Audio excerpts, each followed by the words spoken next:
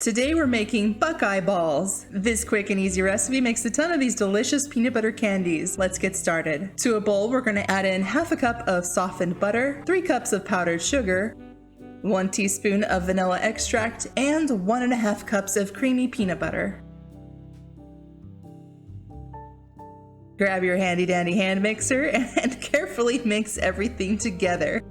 Just a heads up, this peanut butter mixture is going to be really stiff towards the end of this mixing process. Double check your work with a spoon just to make sure everything's fully mixed. Once you're satisfied, grab your smallest cookie scooper and scoop out some of the peanut butter mixture. I know I've had these once or twice before, but I can't really recall how big they were, so I'm not really sure on what size they're supposed to be. Obviously they should be bite size. And to be on the safe side, I'm just gonna ball it up, cut it in half like so. Roll it into a ball and place it on a parchment lined baking sheet. We're going to repeat this process until we don't have any more peanut butter left in the bowl. Take your candies and stick them in the fridge for at least an hour. They need to completely firm up for the next stage. These candies wouldn't be complete without some chocolate. I'm using Hobby Lobby's brand Make and Mold. You're going to need about 6 ounces of chocolate. I'm going to start off with about this much, and if I need more, I'll just melt some more later. Into the microwave for 1 to 2 minutes, stirring every 20 seconds or so. The best thing about this brand of melting candies is that you don't really need to thin out this chocolate. However, if you find that your brand of melting candies is on the chunkier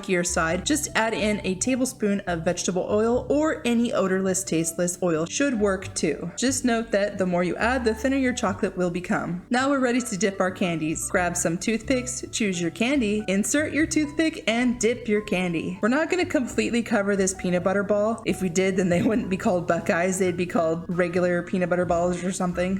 Fun fact, this candy is named for their resemblance to the poisonous nut of the Ohio Buckeye tree. I thought it was named after an actual buck's eyeball.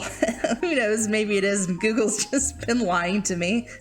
Once you've covered all of your candies, toss them back in the fridge so the chocolate has a chance to harden. If you're worried about this toothpick hole in the center, you can use your finger to gently cover it up. It's not a big deal if it's showing. It's personal preference, I guess. And there you have it, Buckeye balls. This recipe is super easy to make and makes a ton of candies. Not all are shown right here. To store them, place them in an airtight container with some parchment paper between each layer in the fridge for up to 2 weeks. If you're interested, I will insert an ingredients list right here. Thanks for watching, and if you like this video, I hope you give it a thumbs up. Don't forget to subscribe so you don't miss out, and I'll see you all in the next video.